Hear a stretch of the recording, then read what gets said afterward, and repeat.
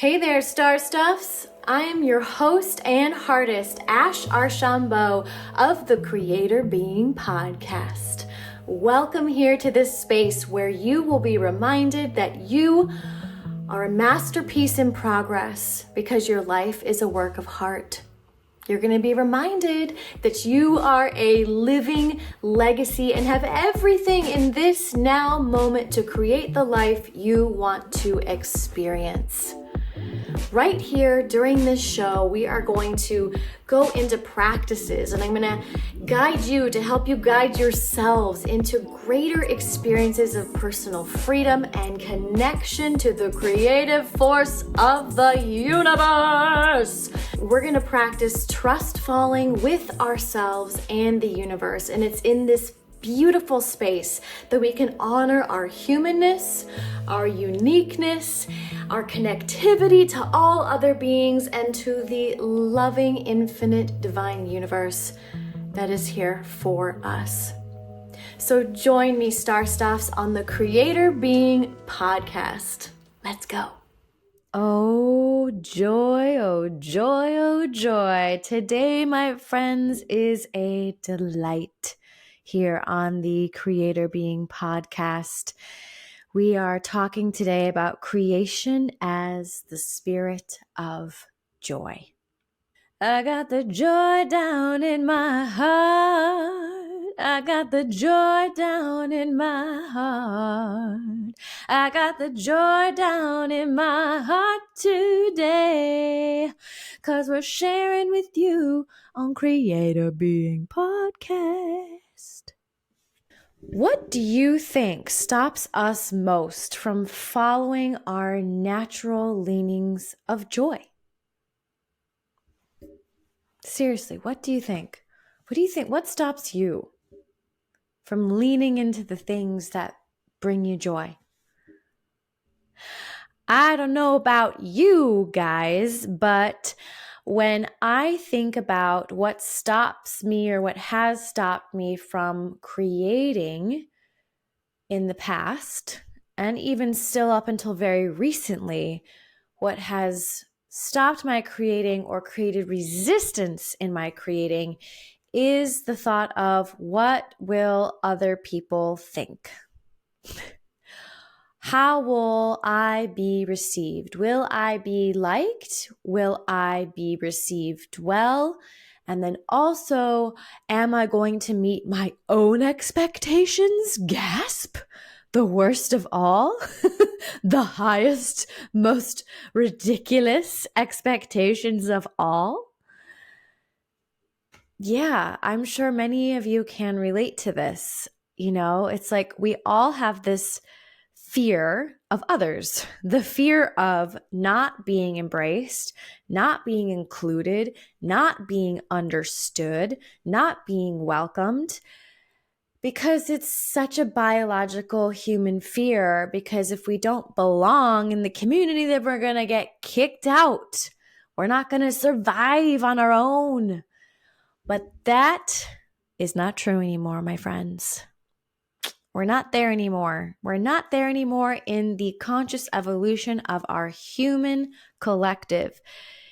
Even though it's very human to feel this fear, we are moving beyond that. We are moving into a time and an age and an era where sovereignty and agency and self-trust is the shiz.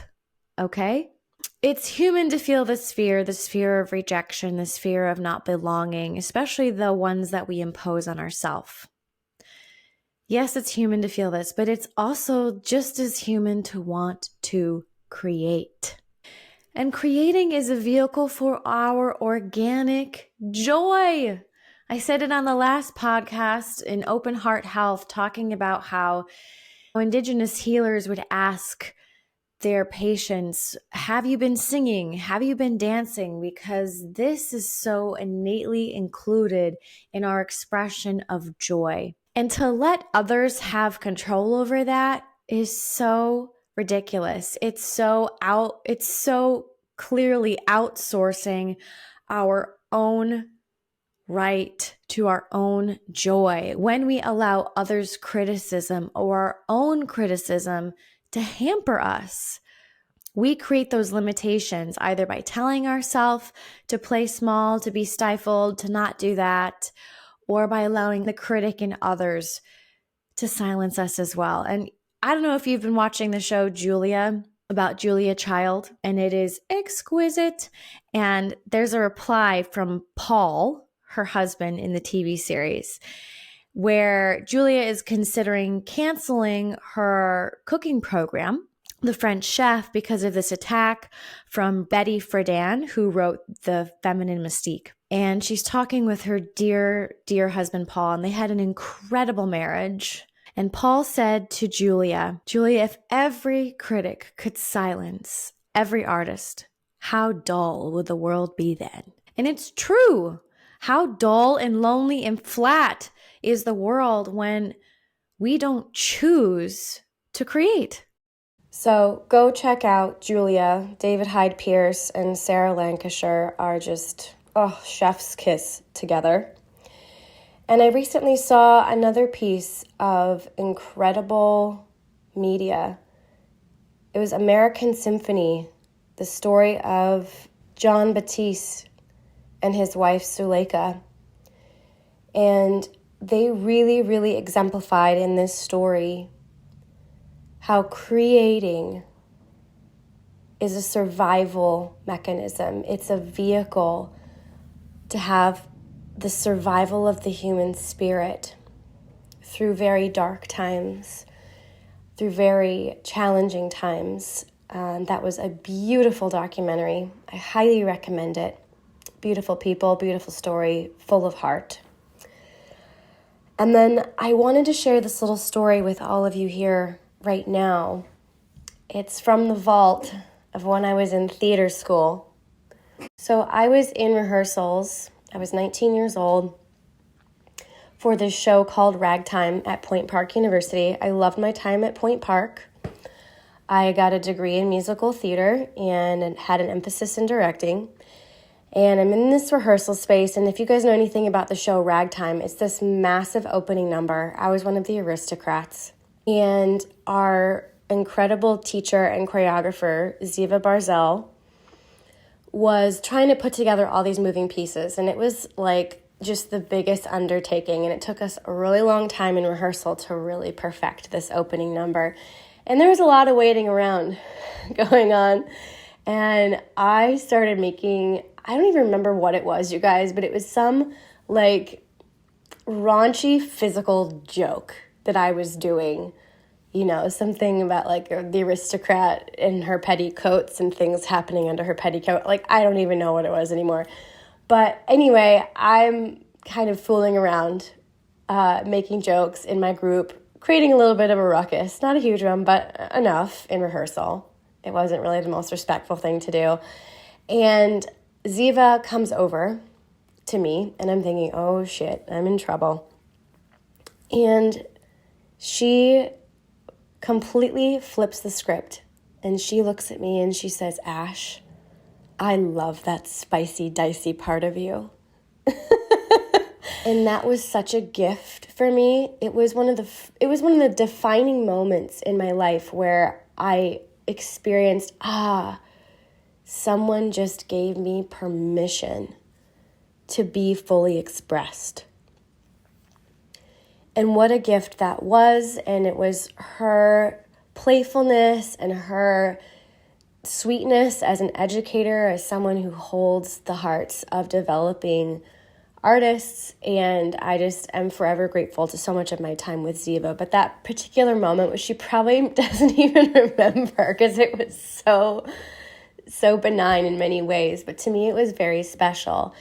And that's all we really need, you guys. Even if someone does or doesn't give us our own permission, that's the beauty of when we allow ourselves to be fully expressed, even if we're just being silly or we think we're just goofing off, that there is a magic in that of being self-expressed. It doesn't matter if it's seen by other people or not. The point is that we allow ourselves to be self-expressed. And if it is seen by somebody else or is heard by somebody else, know that there is somebody out there that will deeply appreciate it because you fully committed to your self-expression. Creation is expression, and expression feels good. Now, I know it's true. Many people are just trying to survive here on planet Earth. I am not turning a blind eye to people suffering by talking about creation. Because here's the deal, even in the darkest of places and times in our humanity, people, when they're at war, when they're enslaved, when they're in the trenches, when their life is being threatened, when their children die or are taken away from them, you know what people still do? They still sing. They still hold hands and dance. They whistle, they hum as a balm for their hearts, as a spark for their hope. Creation is a healing balm. It's love in the presence of suffering. And it's an incredibly accessible vehicle for joy and playfulness. Now, I recognize some of us create as professionals. And yes, it is totally an incredible achievement to be recognized for your creations. To be taken seriously feels so gratifying. To have an audience feels so gratifying. But the joy of creating comes because we just feel like we want to. And we are enough to create because creating is enough. We want to create, so therefore we create. We want to play, so therefore we play. We want to feel joy, so therefore we feel joy. We create when we're sad. We create when we're lonely. We create when we're in love. We create when we're searching. We create when we're innovating. We create during all times of our lives. Creating is a part of our survival. Creating itself is a part of our survival. And not only is it a part of our survival, it's a part of our solutions to our suffering. Creation is a part of our survival, but it's also a massive part of our solutions to moving out of survival and into thrival. I have this beautiful quote for you. It's from a phenomenal life coach named Oliver Vilwalk. And he said this: I've been extremely competitive, always pushing myself, always attempting to move beyond my limitations. Here's what I have discovered about peak performance. It's not in the pushing. It's not in the breaking through limitations. It's not in burning through your ego. It's in allowing. It's in surrender. It's in emptiness. It's in silence. It's in God. Believing that we can achieve anything more miraculous in the process of creation itself is foolishness. If you wish to attain peak performance, then you must surrender to the inner voice and let the flame burn down your defenses until nothing remains but the inner guidance that pulls you into your truth. Sometimes pushing is needed. Sometimes overcoming yourself is needed, but it comes with a frequency of joy, of surrender, of taking your rightful place instead of forcing yourself into your surroundings with hostility. Here, there is no space for excuses. You perform at your best because it is who you are at your core. Creating reminds us how magic, how change, how the memory of the heart, and how innovation are so close to us at any given moment. Over this past month, so I got back from my Bali trip and I had a lot of processing to do and sitting with a lot of stuff. And I had all these expectations of myself, even though I said I wasn't going to have all these expectations of myself when I came back and all the things I was going to do. And I found myself tying myself up in knots. inside over like, okay, well, like I'm ready to create my last couple podcasts, and I'm ready to write all of this, and I'm ready to reach out to this person, and yada yada yada. And I realized I was just spinning in this similar pattern of having to meet this expectation within myself of doing, as opposed to just relaxing and allowing my relaxing and my ease to bring forth the next step for me. But the thing that really, really clicked for me over this past month, a deeper knowing and a deeper realization for myself, while I was taking it easy in this space of ease, when I just stepped away and said, you know what? I'm not doing anything yet. And it wasn't like earth-shattering, but it created so much more ease in my entire body. I had this realization deep in my cells that I wasn't actually ever creating anything on my own. It was like I could just take the pressure off of myself, because all I was ever doing in my spirit of creation was in this linear moment in time that I choose to create. I was just like popping up from the sea of all of us collective humans as my little drop self, supported by all the other drops in the ocean. And I was just popping up to offer my little moment of remembrance to us all that, hey, we're all part of the ocean, and I see you as a drop too. And it was like this tremendous relief. It was a feeling of like you see a child running on the playground, a young child, 5 or 6, and they're calling back to their friends, hey, come on guys, race me, I'll chase you to the top. And the joy of being there with all of his friends, and he's running, and they're just running up to the top of a hill, and the joy of having his friends right there. And how there wouldn't be this sense of joy and play if it was just him there running up to the hill. If he was just like, oh, it's just me running to the top of this hill. And that's what creating has now like just opened up for me into even more, like just this space where it's like, yeah, man, I'm just here expressing myself as this little drop, and it's for all of us. It's for all of us all at once. And this is just me in my moment sharing this aspect that I can share. And so what I'm really trying to say is that when we create, we're always creating with everyone and for everyone. So you're never alone in this creating process. You might feel separate and alone and individual, and that's part of our human experience. But if you can get to that place of like remembrance of why you're here, doing this as a joyful offering, as that kid that's just like, hey friends, I'll race you to the top.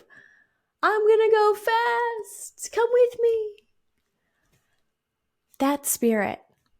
And if we lose sight of that, then yeah, creating just feels more like this pressure that we put on ourselves, this flat function sometimes. And then there's also this creating when it's just you by yourself, which is beautiful too. Which is like, I'm just going to create this moment or this experience for myself. And that's when we get to the lands of like really having a pleasurable life, right?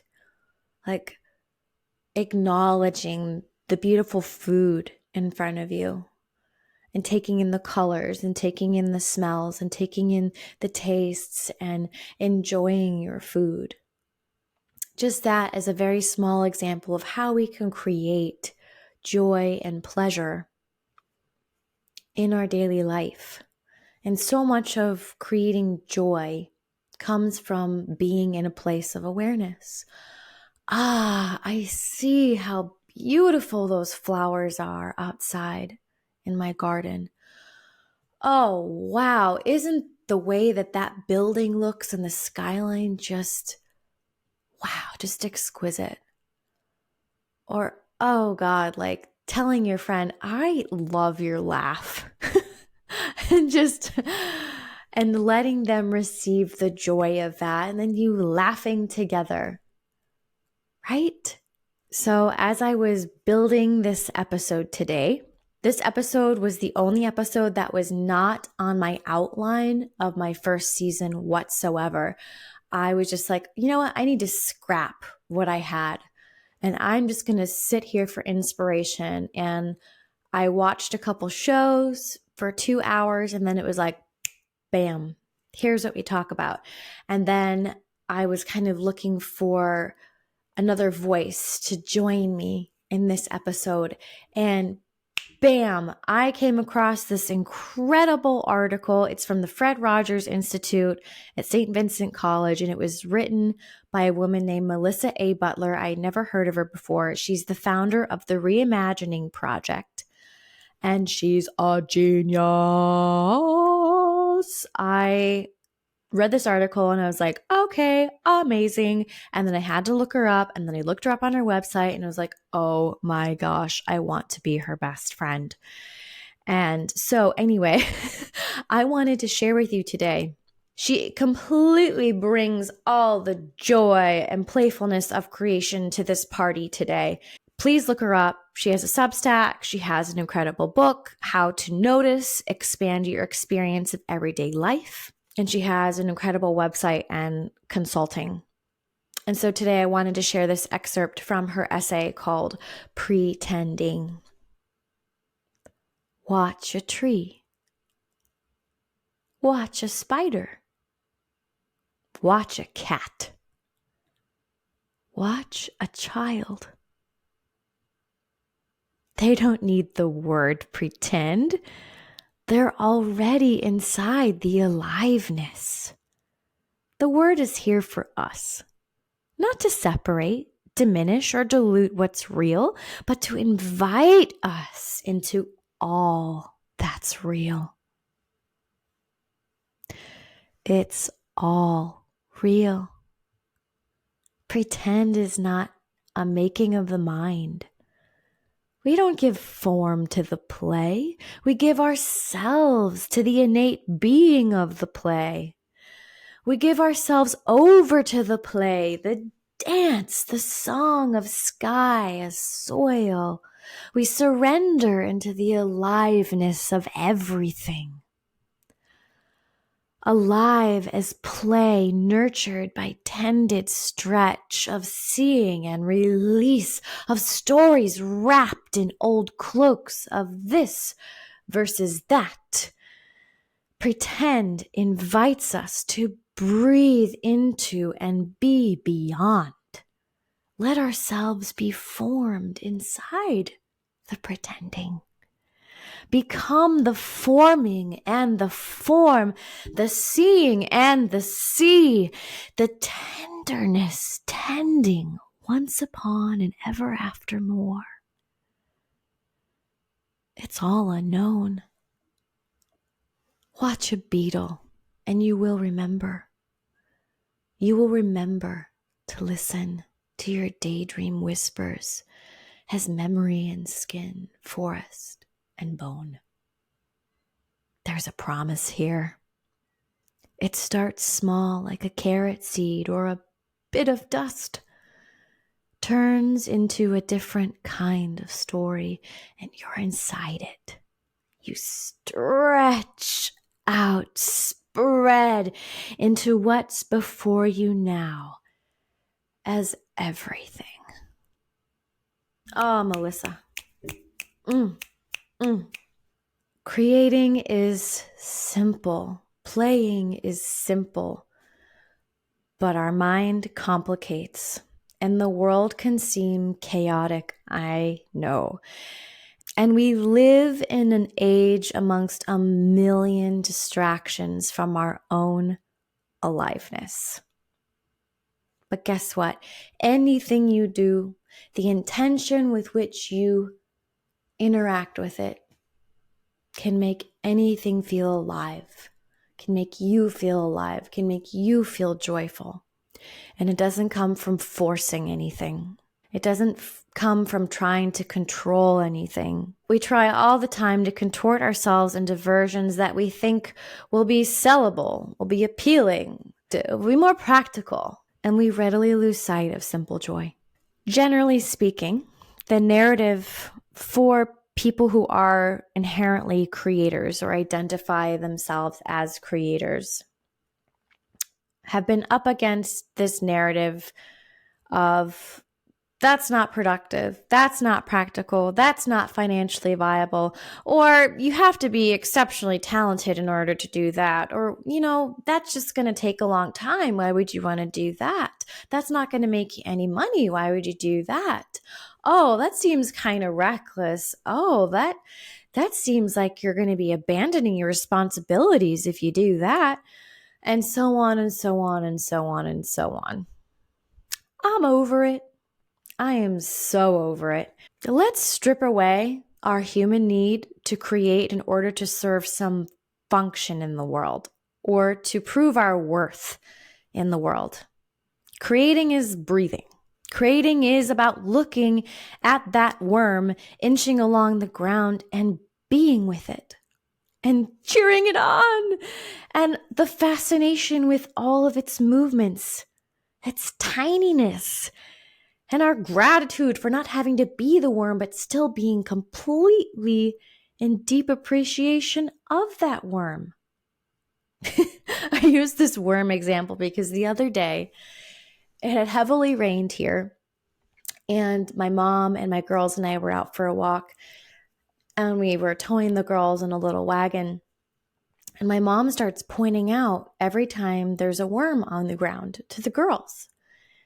And they counted the worms and they studied the worms and they looked at the worms, and their fascination and their attention that they held and the excitement that they held and the curiosity that was sparked in them just by observing these little worms was just such a beautiful reminder. Simply giving something your attention, actively noticing with curiosity or care, that's co-creation right there, you guys. That's joy in simple co-creation. And it's just another example of how you are a natural creator being. It's about your presence with what's around you. That's where it starts. And then it's about your presence with what you've learned, what you've experienced, and what you want to know more about and what you want to feel more of. Whether you're a world-renowned painter or a worker in a field or anything in between, we all have the power of creation moving us toward our own version of joy. What you want to create in your life is what you want to experience more of. It's that simple. The experiences that you want to live inside of are the longings of joy urging to be expressed within you. Creating is taking in the world around you, seeing what you love and cherish and honor, and wanting more of it and leaning into it, choosing it in small moments and big moments, relevant moments and seemingly irrelevant moments. Olympian Alexi Pappas spoke with Rich Roll about how every cell in our body, when it's happy or safe, expands and moves towards something. For instance, like when you have a crush on someone, you just kind of want to be near them. And when you feel unsafe or not happy, the body contracts, as if someone placed food in front of you that you were allergic to.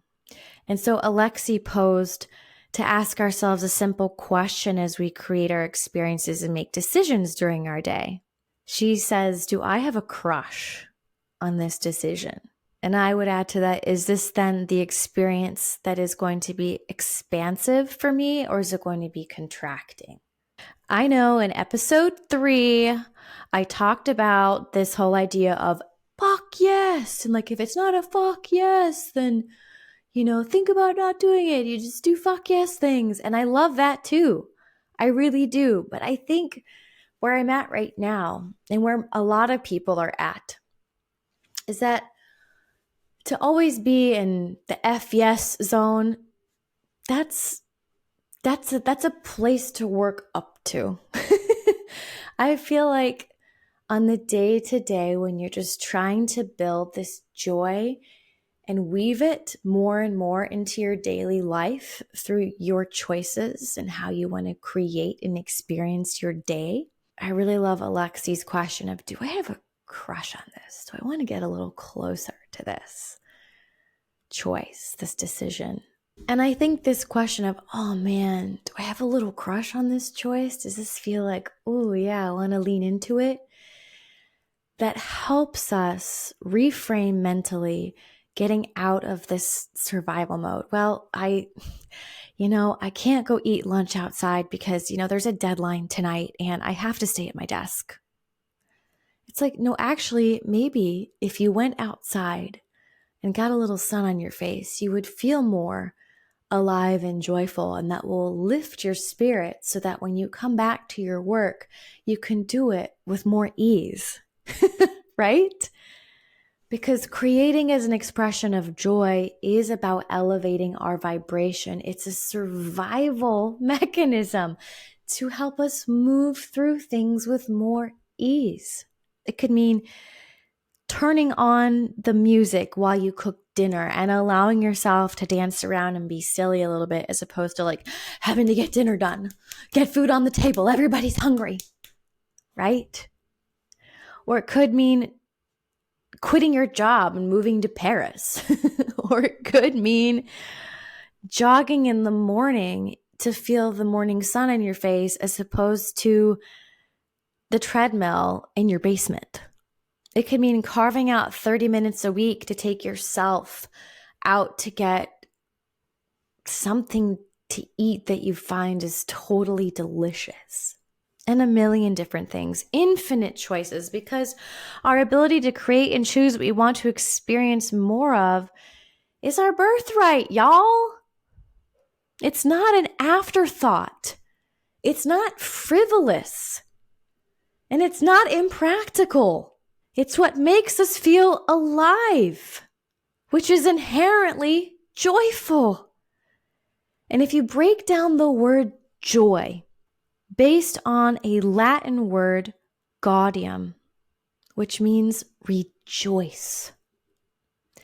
And the word rejoice means to delight, receive great pleasure, gladness, glee, radiance, rapture. And if you feel the call to feel more joy in your life, then you're going to be led to want to share that with others. Because like I said, we are here always creating for ourselves. We are always here creating with everyone else, for everyone else, even if we don't recognize it all the time. I know that when I choose to lean into moments of joy in my day to day, I'm a better mom, I'm a better writer, a better daughter, a better podcaster, a better human. And then I experience deeper connection with others because I chose to experience deeper connection with my own joy, aliveness, spontaneity, playfulness, stillness, and noticing. I know creating your own joyful reality or creating your own offerings to share with people is incredibly vulnerable. But when we create that for ourselves and then share it with others, there is more to move through and overcome. That is true. And that's why I offered this episode to remind all of us that we're just opening ourselves up to more joy when we move through the fear or the resistance to sharing joy in our lives. Who you are right now is enough to feel more joy, is enough to create more joy. Your talent is enough. Your time is enough. Your brain power is enough. Your awareness is enough. Your experience is enough. Your voice is enough. You just simply have to choose to start creating simply to keep going and to keep sharing and to keep learning and remembering the why of why you're doing it in the first place. And it's for you to feel more alive. And when you feel more alive, you connect to the aliveness in others. And we all fucking win. It's for all of us to remember and enjoy our aliveness. So right now, my dear star stuffs, I want to take you on a journey. Really sweet little journey. I want to first acknowledge the author of Create Anyway, Ashley Gadd, and the author of The Artist's Way, Julia Cameron, and my master creatrix friend, Virginia Salas Castillo of Humans I Trust, for inspiring this offer today. In order to make space for our own creativity, we first must believe it is worthy of taking up space in our lives. So you get to make that choice right now. Is it worthy to take up space in your life? If your answer is yes, join me now. I want you to imagine right now, if you could have everything your way in your life right now, pure joy, pure bliss, from waking until sleeping, what would that look like?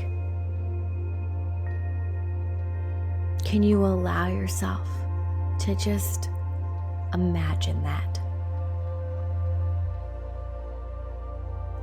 And I want you to broaden this in your mind and in your feeling experience right now, that it's more than just about what you want. Let's say, for instance, maybe your perfect, blissful, joyful day includes being on a boat. But instead of thinking, I want a boat,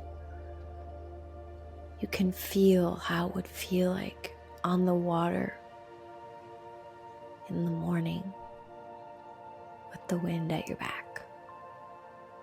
I want you to go into this feeling practice. How does your day, from waking up in the morning till sleeping at night, if you could have it all your way, what does it feel like?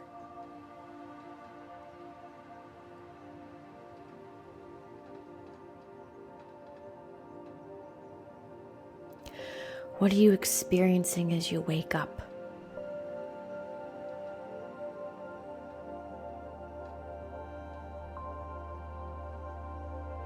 And as you move through your morning on into your afternoon,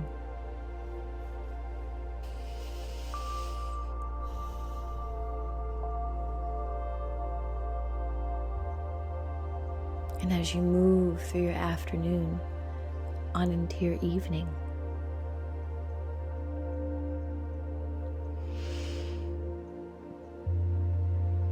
who is there with you?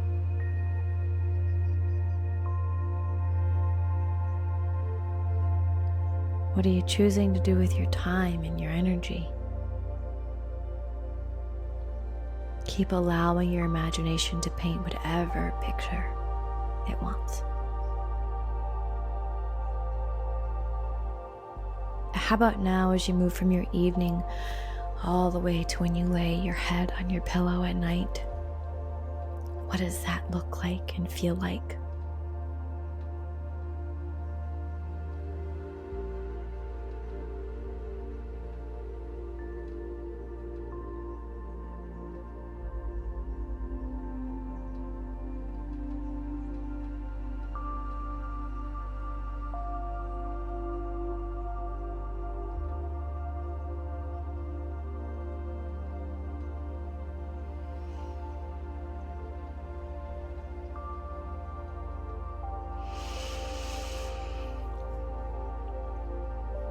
Now that you've imagined it, can you trust that this is your reality?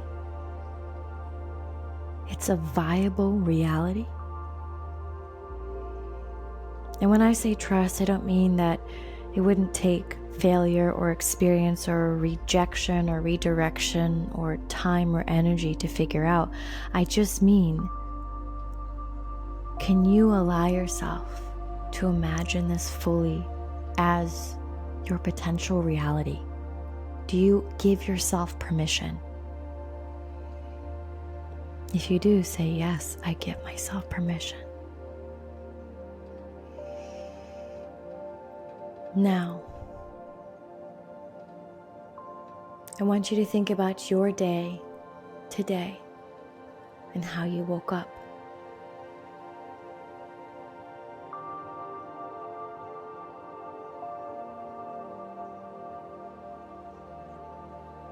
What could you do today?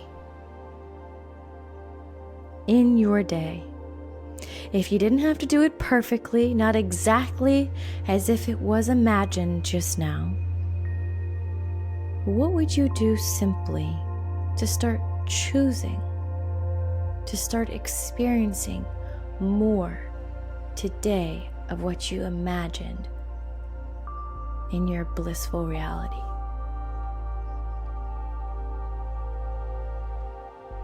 What could you do today to have it more, a little bit more, your way?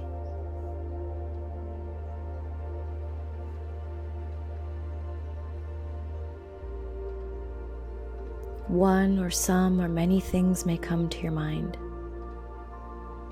I want you to choose 2 things to focus on. Just 2.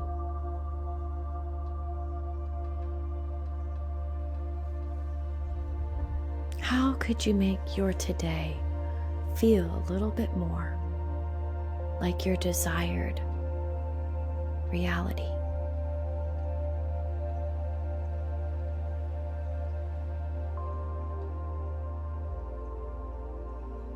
If you have 1 thing, if you have 2 things, if you got super ambitious and got more things, know that yes, you can create these things in your life today. You can choose them. You can choose to create them now and experience more joy now.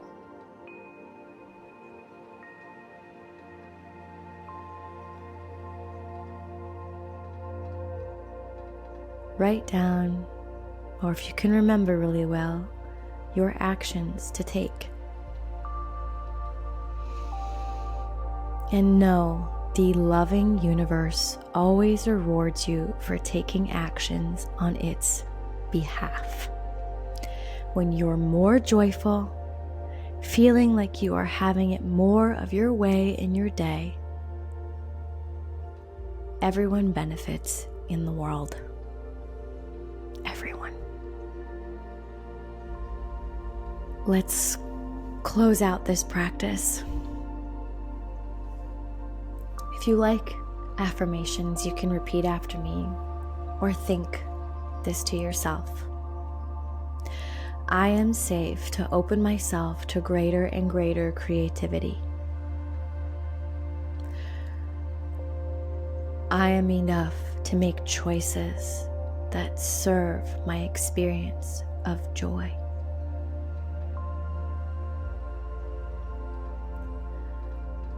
I am willing to persist in creating a life of joy.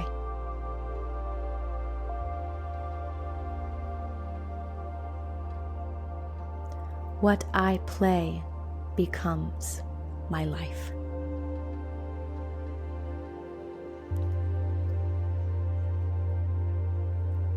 What I find joy in becomes my life. And so it is. The universe helps those that help themselves. And when you say, yes, I choose joy. I choose joy now. Not when I have enough money, not when I have a new job, not when I have completely different circumstances. I choose it now. In seemingly small ways. Well, no, that's not small, darlings. That's saying, I'm ready now. I'm ready for this. I choose this. Duke Ellington said, I merely took the energy it takes to pout and wrote some blues. All you have to do, Star Stuff, is keep redirecting your energy into small actions every day and just watch the momentum build. Creativity is the natural order of life.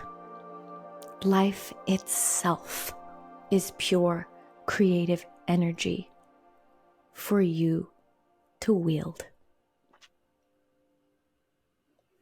I love you. Thank you so much for joining me today and all of us here today on the Creator Being Podcast. I'll see you next time. So you darling human star stuffs, I want to say thank you so much for joining me here in this space. It's so incredible when we show up together, and really thank yourself for being in a place today where you opened your heart to this experience. If you liked this podcast, heck, better if you loved this podcast, go ahead and share it, spread the good. Send it to people that you think are going to like it. Like, subscribe, follow, all the things. Write the reviews. Let's spread the good. Why not? And if you want more offerings from me and practices, you can check out my website. It's ashcreatorbeing.com. And there you'll find all my juicy little portals, friends. I got writings on my Substack. I got my practice page. I teach live on this incredible platform, Vivaya Live. You can check that out as well. And you can find my other podcasts there as well. I have the Deeper Dive Creator Being Podcast and Spirit Actually, which is about the undeniable truths in our life, the stories of them when we can no longer deny or dismiss that spirit is guiding us. Thank you so much for joining me here, and I will see you next time on the Creator Being Podcast with Ash Archambault. Mwah! Love you guys.